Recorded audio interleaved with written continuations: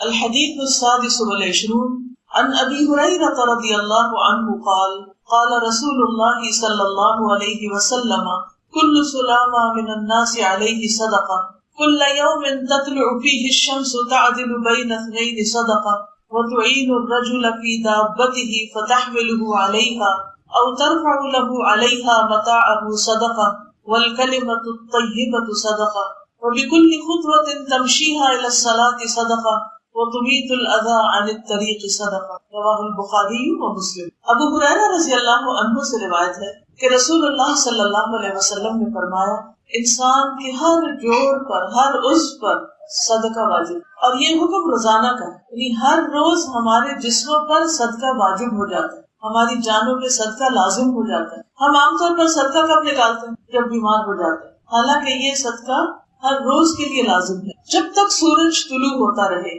اب صدقہ ادا کیسے کیا جائے؟ فرمایا دو آدمیوں کے درمیان عدل کرنا بھی صدقہ، یعنی انصاف کی بات کرنا، کسی کو جانور پر سوار ہونے میں مدد فراہم کرنا، یعنی کسی کو گاڑی پہ بیٹھنے میں مشکل ہے تو اس کو اوپر چڑھا دینا، اس کا ہاتھ پکڑ لینا یا اس کا سامان پکڑ لینا، یا کسی بھی طرح اس کے لیے سہولت پیدا کرنا، یا اس پر کسی کا سامان لادنا بھی صدقہ ہے، اچھی بات بھی صدقہ ہے، اور وہ قدم جو نماز کے لیے مسجد کی طرف اٹھتا ہے وہ بھی صدقہ ہے، اور راستے سے تکلیف دہ چیز کا ہٹا دینا بھی صدقہ ہے۔ عام طور پر ہم یہ سمجھتے ہیں کہ شاید صرف مال خرچ کرنا ہی صدقہ ہے، جبکہ یہ سارے کام جسم سے تعلق رکھتے ہیں، کیونکہ جسم کا صدقہ دینا ہے، اپنے ہر عضو کا صدقہ دینا ہے، تو اس کے لیے کیا کرنا ہوگا؟ اپنے ہر عضو کو استعمال کرنا ہوگا، کام کرنا ہوگا، حرکت کرنی ہوگی، اپنے جسم سے، اپنی جان سے، اپنی صلاحیتوں سے فائدہ اٹھانا ہوگا اور دوسروں کو فائدہ پہنچانا ہوگا، تب یہ صدقہ ادا ہوگا۔ خود غرضی کی زندگی بسر کرنا، صرف اپنے لیے جینا، صرف اپنے من میں رہنا، صرف اپنا مطلب، اپنا الو سیدھا کرنا، صرف اپنے ہی کام کرنا اور کسی اور کی کچھ بھی مدد نہ کرنا، یہ درست نہیں۔ اس سے جسم کا صدقہ ادا نہیں ہوتا، کیونکہ اللہ تعالیٰ نے ہمیں جو بھی نعمت دی ان میں سے ہر نعمت کی پوچھ ہے، ہر نعمت کے بارے میں سوال کیا جائے گا، تو اسی طرح ہمارے جسم کے بارے میں بھی ہم سے سوال کیا جائے گا کہ اس جسم کو کس کام میں گھلایا۔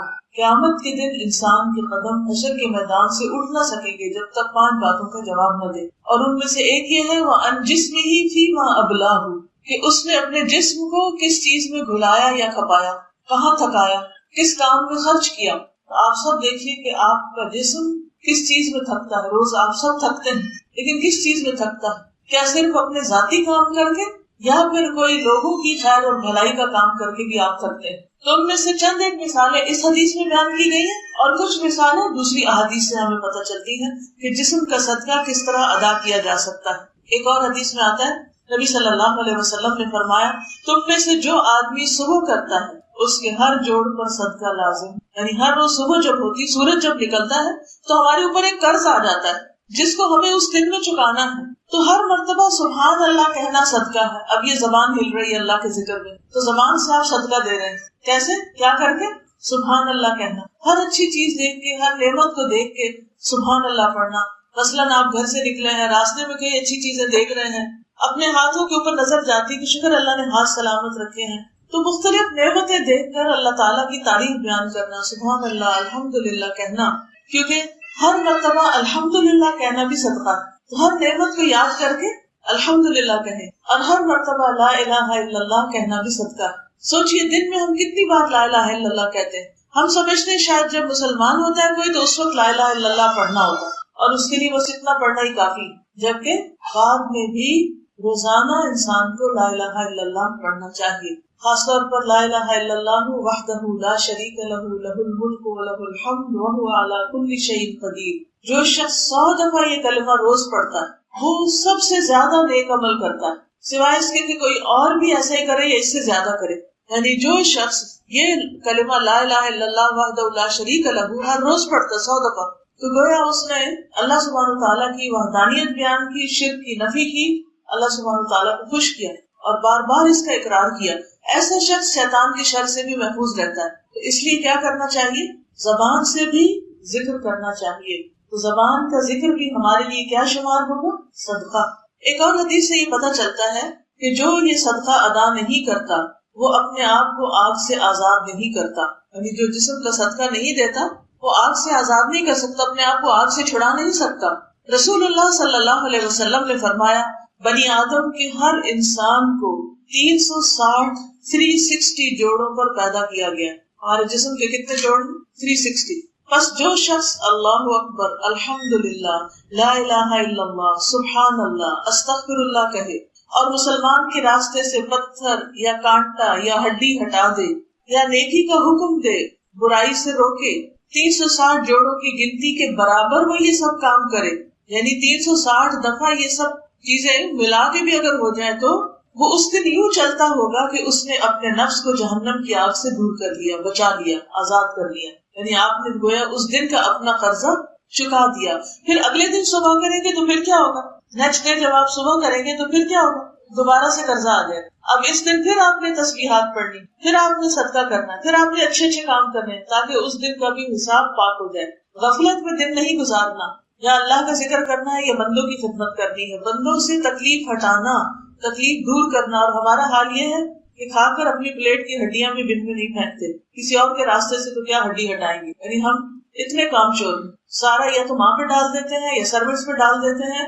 یعنی اپنے حصے کی جو صفائی ہے یا اپنے حصے کا جو کام ہے اس کو کرنا بھی اپنی شان کے خلاف سمجھتے ہیں. تو پھر کس چیز سے آپ صدقہ ادا کر رہے ہیں، کس طرح اپنی ذمہ داری پوری کر رہے ہیں، ہمیں سے ہر ایک کو سوچنا چاہیے. پھر نماز، روزہ، حج اور اذکار یہ سب انسان کا صدقہ ہے. ابو الاسود الدؤلی کہتے ہیں کہ ہم ابو ذر رضی اللہ عنہ کے پاس تھے کہ انہوں نے کہا صبح ہوتی ہے تو تمہارے ایک ایک کے جوڑ پر صدقہ لازم ہو چکا ہوتا ہے اور ہر روز ایسے ہوتا ہے. چنانچہ اس کی ہر نماز، روزہ، حج، تسبیح، تکبیر، تحمید سب صدقہ.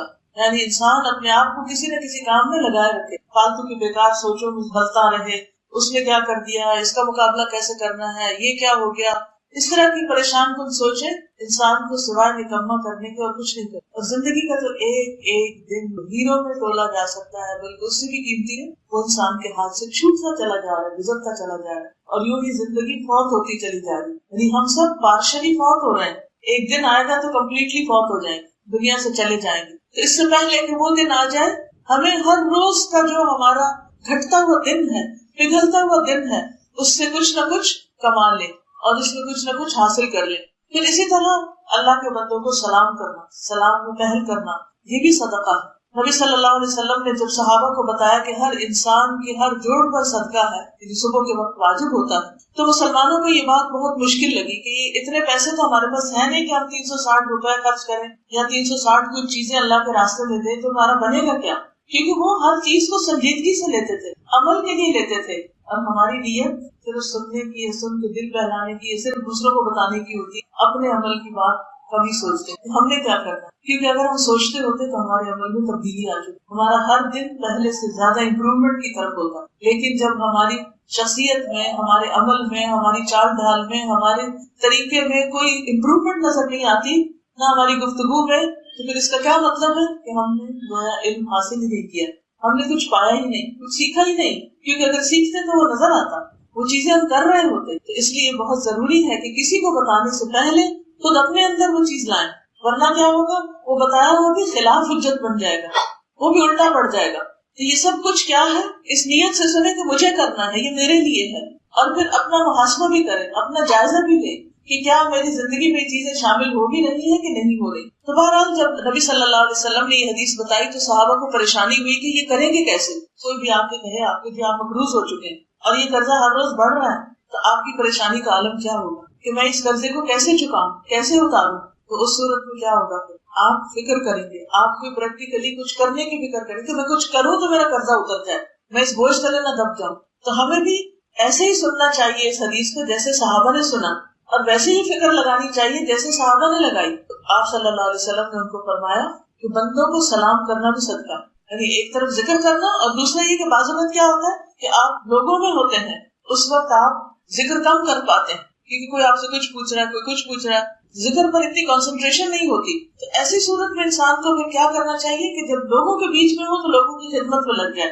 سب سے آسان خدمت کیا ہے کہ ان کو سلام کریں، اور اس بات کو عادت بنا لینا چاہیے کہ صبح اٹھتے ہی اپنے سب گھر والوں کو سلام کریں، ایک دوسرے کو سلام کریں. جس گھر میں یہ عادت ہو کہ صبح اٹھ کر چھوٹے بڑوں کو، بڑے چھوٹوں کو ہر طرف سلام کی آواز آ رہی ہو، تو آپ دیکھیے کہ اس پر کتنی رحمتیں اور برکتیں ہوں. اس دن کا آغاز پورے گھرانے کے لیے سلامتی کے ساتھ ہوگا. اور جس میں نحوست کے بارے اٹھے اور کوئی کسی کی شکل نہ دیکھنا چاہے تو وہاں پر کیا رحمت آئے گی. پھر اسی طرح پانی کا گھونٹ پلانا. اب پہلا کیا تھا کہ جب آپ اکیلے ہیں اللہ کا ذکر کریں اور جب آپ لوگوں میں ہیں تو ان کی خدمت کریں, کیونکہ خدمت میں عظمت ہے. کسی انسان کی بڑائی کسی کے دل میں آ نہیں سکتی جب تک وہ دوسروں کی خدمت نہ کرے, اور اس کے لیے انسان اپنی نگاہوں سے یہ دیکھے کہ دوسرے کو کس چیز کی ضرورت ہے اور پھر آگے بڑھے. تو پانی کا گھونٹ پلانا بھی صدقہ ہے. نبی صلی اللہ علیہ وسلم نے فرمایا آدم کے بیٹے کے کل 360 جوڑ یا ہڈیاں ہوتی, ہر روز ہر جوڑ کی طرف سے صدقہ ادا کرنا لازم ہوتا ہے. ہر اچھی بات صدقہ ہے. آدمی کا اپنے بھائی کی مدد کرنا صدقہ ہے. پانی کا ایک گھونٹ پلانا بھی صدقہ. اور بعض اوقات ہم اس میں بھی بخل کر جاتے ہیں. مثلا پانی اگر کم ہو یا صرف اپنی بوتل ہو اور ہمیں پتہ چل جائے کہ کسی اور کی بھی ضرورت ہے تو بعض اوقات لوگ نگاہ ہی نہیں ملاتے, تو ہمیں دینا نہ پڑتا ہے. ہم سے نہ کوئی مانگ لے, ہمارے گھر سے نہ کوئی لے لے آ کے. تو شیطان جو ہے وہ انسان کو فقر کی دھمکی دیتا ہے, فقر سے ڈراتا ہے, خوف دلاتا ہے کہ تمہارا کیا بنے گا. اس لیے وہ دوسروں کے ساتھ شیئر نہیں کرنے دیتا. یہ خود غرضی بھی شیطان کی طرف سے ہوتی ہے. انسان صرف اپنا فائدہ سوچے اور باقی سب کو بھول جائے. یہاں پر کیا پتہ چلتا ہے کہ انسان کا کسی کو چھوٹا سا فائدہ پہنچانا, یعنی ایک گھونٹ دینا, وہ بھی صدقہ. ایک اور حدیث سے بھی پتہ چلتا ہے, آپ نے فرمایا صبح ہوتی ہے تو ابن آدم کے جوڑ جوڑ میں صدقہ لازم ہو چکا ہوتا ہے. چنانچہ اس کا اپنے ملنے والوں کو سلام کرنا صدقہ ہے, نیکی کا حکم دینا صدقہ ہے, برائی سے روکنا صدقہ ہے, راستے سے اذیت والی چیز دور کرنا صدقہ ہے, اپنی اہلیہ سے ہم بستر ہونا صدقہ ہے, بیوی کے ساتھ محبت کرنا, بیوی کا خیال کرنا, اس کی ضرورت پوری کرنا اور اس کو ٹائم دینا, یہ بھی صدقہ ہے. اور ان سب سے چاشت کی 2 رکعتیں کفایت کرتی. یعنی اگر آپ سارے کام نہیں بھی کر پا رہے کسی وجہ سے, مثلا آپ بیمار ہیں یا کوئی اور آپ کی بہت مصروفیت ہے, چھوٹے چھوٹے بچے ہیں, انہیں کے ساتھ دن گزر جاتے کیونکہ ہر وقت سب کے حالات ایک جیسے نہیں ہوتے, تو ایسی صورت میں چاشت کی 2 رکعتیں پڑھنا نہ بھولیں, وہ ان سب چیزوں سے کفایت کر دیں. لیکن وہ تو جب پڑھیں جب عادت پڑی, تھوڑا بہت بھی روٹین میں خلل آتا ہے تو ہم عادت بھلا دیتے. تو آئندہ سے آپ نے 2 نفل جو ہیں سورج چڑھنے کے بعد کے, یعنی وہ ٹائم وسیع ہوتا ہے, سورج نکلنے کے 15 منٹ بعد سے لے کر ظہر ہونے سے 15-20 منٹ پہلے تک آپ ان کو پڑھ لیں. افضل تو یہی ہے کہ انسان اسی وضو کے ساتھ جس سے فجر پڑی ہے اس کے بعد ذکر کرتا رہے اور جب چاشت ہو جائے تو نفل پڑھ کے اٹھے. لیکن اگر آپ کے بہت اور کام ہیں, بچے چھوٹے ہیں, کئی ذمہ داریاں ہیں, آپ کو کہیں نکلنا ہے پڑھنے پڑھانے کے لیے, تو آپ اتنی دیر بیٹھ نہیں سکتے مصلی پر. تو اس صورت میں جو ہی سورج نکلے 15 منٹ کے بعد آپ اپنے نفل ادا کریں. گھر سے نکلے تب بھی, گھر میں ہو تب بھی, سمجھے آپ نے پہلا اپنا صدقہ دیا پھر کام شروع کیا.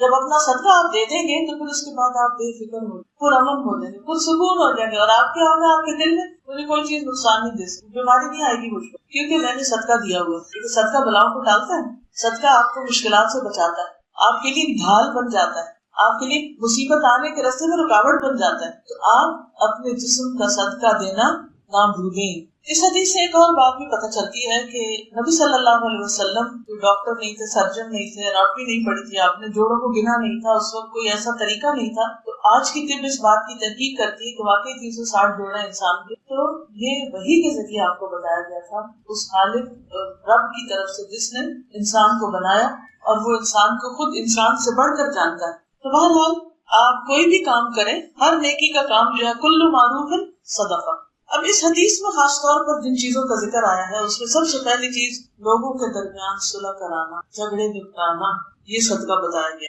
یعنی لوگوں کے درمیان تعلقات کی اصلاح کرنا, اور اس کے لیے کیا ضروری ہوتا ہے, دونوں کے ساتھ خیر خواہی کرنا. اصلاح کبھی نہیں ہو سکتی جب آپ صرف ایک گروپ بن جاتے ہیں, ایک پارٹی بن جاتے ہیں اور صرف ایک طرف کی بات سنتے ہیں, یہ صرف ایک طرف سے ہمدردی رکھتے ہیں. کیونکہ جو شخص خود انصاف نہیں کر رہا اپنے اندر, وہ دوسروں کے ساتھ کیا کرے گا, اور جب تک انصاف نہیں کرے گا تو صلح کیسے ہو سکتی ہے. اب یہ ہے کہ ہو سکتا ہے آپ جج نہ ہو, آپ کسی ایسے مقام پر نہ ہو کہ جہاں آپ سے کوئی رجوع کرے کہ آپ ان کے جھگڑے کو صلح کرا دیں, میاں بیوی کے درمیان یا کوئی اور 2 دوستوں کے درمیان کوئی اختلاف ہو گیا ہے. تو ایسی صورت میں آپ دیکھیے کہ خواتین ہونے کے ناطے سارا دن بچے آپ کے سامنے گھر میں کیا کرتے ہیں, چھوٹے بچے بھی اور بڑے بچے بھی آپس میں کسی نہ کسی بات پر ٹکراتے رہتے, لڑائی جھگڑا کرتے رہتے. تو ایسی صورت میں ایک کو دوسرے پہ ترجیح نہ دینا اور ان کو ان کے فائدے کی بات بتانا اور اچھی نصیحت کرنا اور ایسا ماحول پیدا کرنا کہ جس سے وہ آپس میں اصلاح کر سکے, یہ بھی ایک صدقہ. اور ابو درداء سے مروی ہے کہ رسول اللہ صلی اللہ علیہ وسلم نے فرمایا, کیا میں تمہیں نماز, روزہ اور زکوٰۃ سے افضل درجے کا عمل نہ بتاؤں؟ صحابہ نے عرض کیا, کیوں نہیں؟ نبی صلی اللہ علیہ وسلم نے فرمایا, آپس میں صلح کرانا, جبکہ لوگوں میں پھوٹ اور فساد ڈالنا دین کو موننے والی چیز ہے. اچھا فساد کس سے ہوتا ہے؟ قرآن مجید میں اللہ سبحانہ تعالیٰ نے کھل کے بتا دیا کہ فساد کہاں سے شروع ہوتا ہے. سورۃ بنی اسرائیل میں اللہ تعالیٰ فرماتے ہیں قل لعبادی یقول التی ہی احسن ان الشیطان ینزغ بینہم. قل لعبادی کہہ دیجیے میرے بندوں سے، یقولو کہ وہ کہا کریں، التی ہی احسن وہ بات جو زیادہ اچھی ہو، زیادہ خوبصورت ہو، زیادہ بھلی ہو، زیادہ بہترین ہو. کیوں؟ کیونکہ انسان جب اچھی بات نہیں کرتا تو پھر کیا ہوتا ہے؟ فساد ہوتا ہے. آپ جتنے بھی جھگڑے ان سب کی طے میں جائیے. جتنے بھی جھگڑے ہوتے ہیں مثلا آپ اپنے اوپر لے کر دیکھیے اس کو. اگر آپ کا اپنی امی کے ساتھ کوئی اختلاف اور جھگڑا ہے، اپنے بھائی کے ساتھ ہے، اپنے کسی دوست کے ساتھ ہے، ہمسائے کے ساتھ ہے، کسی کو ورکر کے ساتھ ہے، کہیں پر بھی ہے، گھر میں ہے یا باہر ہے، اس کی روٹ کاش میں جائیے، پیچھے جائیے کہ شروع کہاں سے ہوا تھا. سخت بات سے. مثلا ہم ہر روز صبح اٹھتے ہیں، بڑے اچھے موڈ میں اٹھتے ہیں، تھکاوٹ اتری بھی ہوتی ہے، آرام کیا ہوا ہوتا ہے، اٹھتے ہیں خوشی خوشی کچن میں آتے ہیں، ناشتہ بن رہا ہے، ٹیبل لگ رہی ہے، چھٹی کا دن ہے، سب آ رہے ہیں، بچوں کو بھی بلا لیا، ہسبینڈ وائف بھی بیٹھے ہیں، سب ٹیبل پہ بیٹھ گئے، سب خوش ہیں. اتنے میں ایک بچے کے ہاتھ سے گلاس چھوٹ جاتا ہے اور پانی یا چائے یا دودھ کچھ بھی چیز پھیل جاتی ہے. ہمارا فوری ریئیکشن کیا ہوتا ہے اس وقت؟ آپ امیجن کیجئے کہ جھگڑا کہاں سے شروع ہوتا ہے. گلاس گر گیا بچے سے. کون ماں ہے جو اس وقت خاموشی اختیار کرے یا آنکھ بند کر لے یا اس کو ایک معمولی بات سمجھے یا ہونے والی بات ہی ہو گئی بس اتنی ہی کافی ہے، اس کو کیا اچھالنا؟ یا بچے کو الٹا تسلی دے چھے ڈونٹ وری کوئی بات نہیں، میں سمیٹ لوں گی، میں ہوں نا، میں سمیٹ لیتی. ہم اس وقت سب کچھ بھول کر کہ پورا خاندان اکٹھا ہے، سب محبت کی باتیں کر رہے ہیں، شکر ہے آج چھٹی کا دن ہے، سب کو ایک دوسرے کا منہ دیکھنا نصیب ہوا، صبح ہر بچہ اپنے اپنے اٹھ کے اسکول چلا جاتا ہے. آج اللہ نے اتنی بڑی نعمت دی ہے، اس وقت کی قدر کرے. اب کیا ہے، آپ اس وقت غصے میں آ کے ڈانٹنا شروع کر دیتی اس وقت. اب اس بچے کا موڈ آف ہو جاتا ہے، وہ کیا کرتا ہے اپنا کھانا پینا چھوڑ کر اٹھ کے اپنے کمرے میں چلا جاتا ہے، اور سارا دن اسی طرح آپ کے دل میں بھی پریشانی اور اس کے دل میں پریشانی. اگر آپ اس وقت صرف اپنی زبان کنٹرول کر لیتی تو یہ سارا دن آپ کا خراب نہ ہوتا. کیونکہ ہوتا کیا ہے، ایک جملہ، ایک لفظ، ایک بات جو ہم غصے میں نکالتے ہیں، صرف اس وقت اندر کی آگ جو شیطان کی طرف سے ڈالی گئی ہوتی ہے اس کو ٹھنڈا کرنے کے لیے، تو آپ دیکھیے جب وہ آگ باہر نکلتی ہے اور پھیلتی ہے تو کیا نہیں جلا دیتی، کہاں تک اس کے اثرات نہیں جاتے. کیا ہوا، دودھ ہی تھا نا، اللہ نے نصیب میں نہیں لکھا تھا، اس نے گرنا ہی تھا، وہ گر گیا، کوئی بات. برتن ہے ٹوٹنے کے لیے بنا نا، کون سا برتن ہمیشہ سدا باقی رہتا ہے؟ سب برتن ٹوٹتے ہیں، سبھی ٹوٹ جاتے ہیں. کیا آپ کی نانی کا سیٹ پڑا ہوا ابھی تک جو وہ استعمال کرتے؟ کہاں گیا وہ؟ آپ کی امی کا وہ بھی کہیں ادھر ادھر ہو گیا، آپ کا بھی ہو جائے گا. سو بچے کا دل زیادہ قیمتی. اور بعض اوقات بعض خواتین تو یہ بھی لحاظ نہیں کرتی، اگر شوہر سے کچھ ہوگا تو اس کے ساتھ بھی بدتمیزی شروع کر دیں گے بچوں کے سامنے. اللہ نے مرد کو ہمدرد قوام بنایا ہے اور اس کی عزت لازم. جو عورت اپنے شوہر کی عزت نہیں کرتی وہ کبھی بھی سکھ نہیں پا سکتی، اس کو کوئی مقام نہیں ہوتا، نہ بچوں کی نظر میں ہوتا، نہ شوہر کی نظر میں، نہ سسرال کی. اور اسی طرح اگر شوہر بدتمیزی کرتا، بد اخلاقی کرتا ہے تو اس کی بھی قدر و عزت بچے کے دل سے، آس پاس کے جو سرونٹس ہوتے ہیں اور لوگ ہوتے ہیں گھر میں، سب کے دل سے نکل جاتی ہے. یہ کس قسم کا انسان ہے، اس کو معاملہ ہی نہیں کرنا آتا، اوپر سے کوئی نہ بھی بولے لیکن دل میں تو ایک رائے قائم ہو جاتی ہے. تو کیا تھا اگر ہم چوٹ لگنے پر زبان روک لیتے؟ کوئی اتنی بڑی بات تھی؟ تھوڑی دیر کی بات تھی نا، بس گزر جاتی، طوفان ٹل جاتا، اس کے بعد سب سکون ہو جاتا. آپ کے چیخنے چلانے سے، بدتمیزی کرنے سے نہ دودھ واپس آ سکتا ہے، نہ گلاس واپس آ سکتا ہے، اور نہ ہی بچے کی تربیت ہو سکتی. زیادہ سے زیادہ آپ اس کو کیا کہہ سکتے کہ بیٹے جب کھانا کھاؤ تو گلاس کنارے پہ رکھنے کی بجائے اپنے الٹے ہاتھ رکھ لو، تاکہ دائیں ہاتھ سے جیسے کھانا لے رہے ہیں دے رہے، ٹکرا کے کوئی چیز گر نہ جائے، یا جو بھی کوئی وجہ ہوئی ہے اس کو بتا دیجیے. کیونکہ شیطان اس وقت جب دیکھتا ہے نا کہ سارے پیار محبت سے بیٹھے ہیں تو جل جاتا ہے. صبح کے وقت ابلیس جو ہے وہ اپنے لشکر بھیجتا ہے تاکہ لوگوں کے درمیان فساد ڈلوائیں، فتنے ڈالیں، اور سب سے زیادہ وہ اس سے راضی ہوتا ہے جو سب سے زیادہ فتنے ڈال کے آتا ہے، لوگوں سب سے زیادہ لڑائیاں ڈال کے آتا ہے. اور وہ شوہر بیوی کے درمیان، بہن بھائیوں کے درمیان، خون کے رشتوں کے درمیان، کہ جنت میں قاطع رحم داخل ہی نہیں ہوگا. جو رشتوں کو کاٹے وہ جنت میں نہیں جائے گا. لیکن کس طرح شیطان نے بہکایا ہوا، لوگوں کو اپنے قابو میں کیا ہوا، خبردار جو تم اپنے رشتہ دار سے صلح کرو، خبردار جو تم اس سے بات کرو، اور کئی تعویلیں کر کے مطمئن کیا ہوا. اور اگر کوئی کوشش بھی کرے صلح کرانے کی تو اس کو موقع ہی نہیں دیتے، بات ہی نہیں کرنے دیتے. اور یہ گھر گھر کا مسئلہ ہے. ہم نے اپنا کیا مستقبل سوچا ہوا ہے، ہم اپنے لیے کیا چاہتے ہیں کل مرنے کے بعد، کہ ہماری قبر میں کیا ہو، تو وہی ہوگا جو ہمارا عمل ہوگا. اور پھر ہم بہانہ کیا کرتے ہیں یا وجہ کیا بتاتے ہیں کہ ان کا بڑا قصور ہوگا. ضرور قصور کے بغیر تو معاملے نہیں خراب ہوتے، لیکن آپ کا بھی تو کچھ ہوگا، صرف ایک طرف کا تو نہیں ہوگا. ہاں ایک طرف کا زیادہ ایک طرف کا کم بھی ہو سکتا ہے، لیکن رشتے داروں سے وقتی طور پر اگر کوئی ناراضگی ہو بھی جائے تو لانگ ٹرم تعلقات ٹائز کو کٹ نہیں کرنا چاہیے. بہرحال اب صلح کرانا صدقہ ہے، جبکہ لوگوں میں پھوٹ اور فساد ڈالنا دین کو موڑنے والی چیز ہے.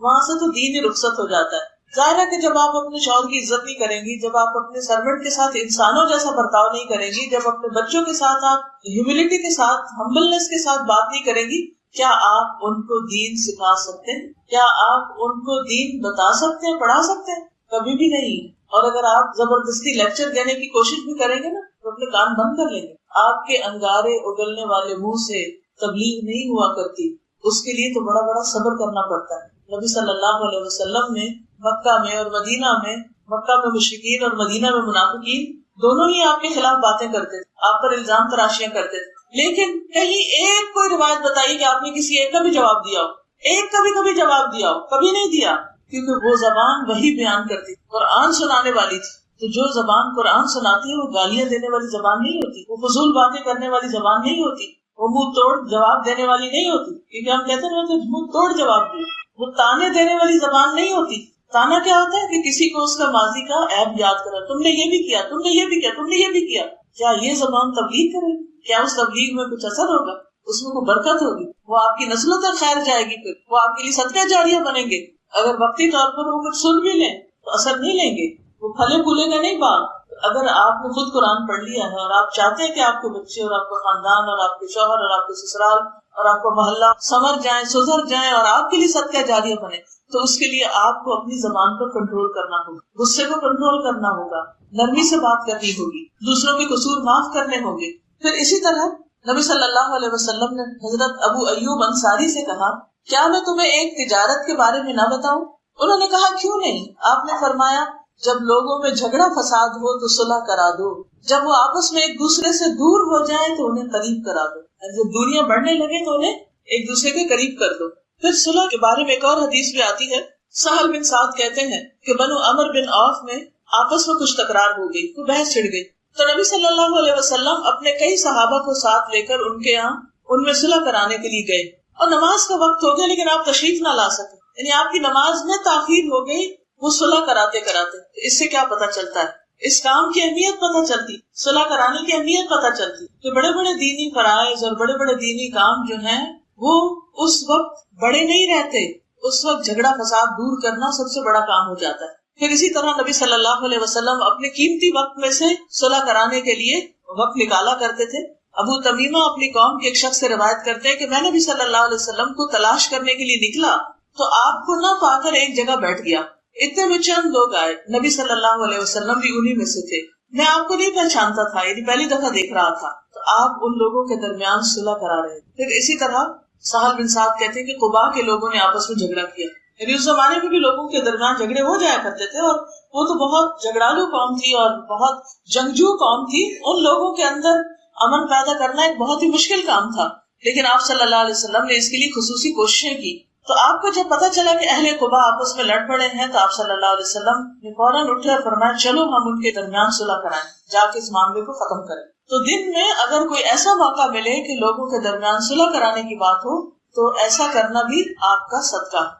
آپ کا صدقہ ہے کیا مطلب؟ یعنی اللہ تعالیٰ آپ کے گھر کو سلامت کرے، اللہ تعالیٰ آپ کے اندر کے جھگڑوں کو ختم کر دے گا. یعنی جب آپ کسی کے ساتھ اچھا معاملہ کرتے ہیں تو اللہ تعالیٰ آپ کی حفاظت کرے. یعنی ہر انسان کا ایک امتحان ہوتا ہے اور اس کی جو آزمائش ہوتی ہے اگر وہ اس پہ پورا اترتا ہے تو اسی طریقے سے اسی راستے سے اس کو اجر عطا کیا جاتا ہے، وہیں سے اس کے لیے نعمتوں کے دروازے کھلتے ہیں. مثلا حضرت ابراہیم علیہ السلام کی آزمائش کیا تھی کہ اپنے بیٹے کو ذبح کر دو. تو ابراہیم علیہ السلام نے کیا کیا؟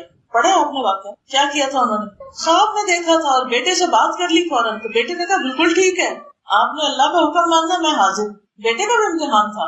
لیکن فلما اسلم، جب دونوں نے ہی سر تسلیم خم کر دیا کہ اللہ کا حکم، اب اس میں پریشانی کی کیا بات. وَتَلَّهُ لِلْجَبِينِ، اور انہیں پیشانی کے بل بیٹے کو لٹا دیا، آنکھوں پہ پٹی باندھ دی. وَنَادَيْنَاهُ أَن يَا إِبْرَاهِيمُ، ہم نے پکارا کہ اے ابراہیم، قد صدقت الرؤیا، نے خواب سچا کر دکھایا. وَفَدَيْنَاهُ بِذِبْحٍ عَظِيمٍ، ہم نے اس کو ایک بہت بڑی قربانی کے ذریعے بچا لیا، یعنی فدیہ دے کر. یعنی اللہ تعالیٰ نے آسمان سے ایک مینڈا بھیج دیا تو اسماعیل علیہ السلام کی جگہ وہ ذبح ہو گیا. اور پھر وَجَعَلْنَا ذُرِّيَّتَهُ هُمُ الْبَاقِينَ، ہم نے اسی کی اولاد کو باقی رکھا۔ آج آپ دیکھیں ابراہیم علیہ السلام کا مقام کیا ہے، ابو الانبیاء ہیں، انبیاء کے باپ ہیں۔ دنیا میں جو ریلیجنس ہیں، یہودیت ہو یا عیسائیت ہو یا اسلام ہو، یہ سب ابراہیم علیہ السلام کو اپنا بڑا مانتے ہیں، اور جتنے بھی بعد میں انبیاء آئے وہ انہی کی نسل سے، انہی کی اولاد میں سے آئے۔ اللہ نے اتنا بڑا انعام دیا، اتنا بڑا انعام۔ تو جس شخص سے جس چیز کی قربانی لی جاتی، اگر وہ اس پر صبر کرتا اور اس کو اللہ کے حوالے کر دیتا اور اس کو قبول کر لیتا، ایسی صورت میں اللہ تعالیٰ اسی راستے سے اس کو بیسٹ اپرچونٹی دیتا